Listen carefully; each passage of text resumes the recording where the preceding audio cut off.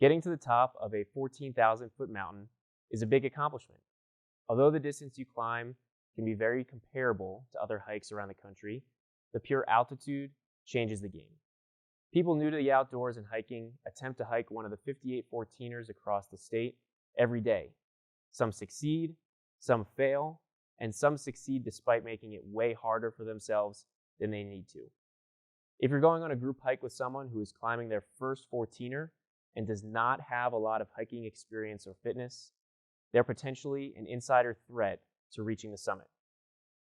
I've seen many bizarre things on the trails in Colorado. People hiking in dress clothes, people hiking in high heels, people who brought one 16-ounce water bottle for an 8-mile round-trip hike.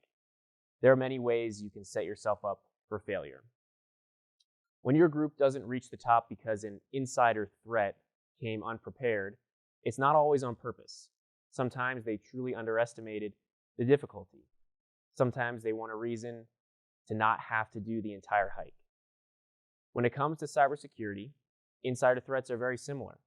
There are insider threats that accidentally do something that leads to a risk, and there are malicious insider threats that purposefully commit crimes against their own organizations. An accidental or non-malicious insider threat is someone within your organization that accidentally opens up considerable cyber risk with their actions.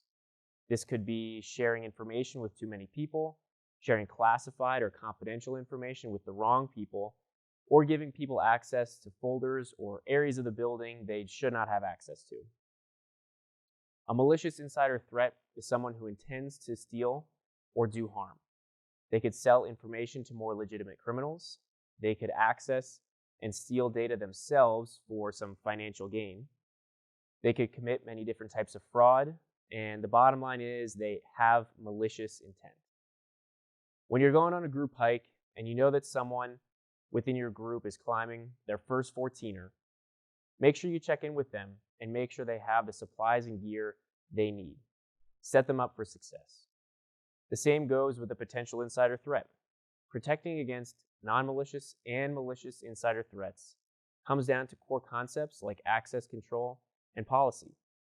If both good and bad guys can't accidentally or on purpose gain or give access to things they should not have access to, you reduce the risk of insider threat.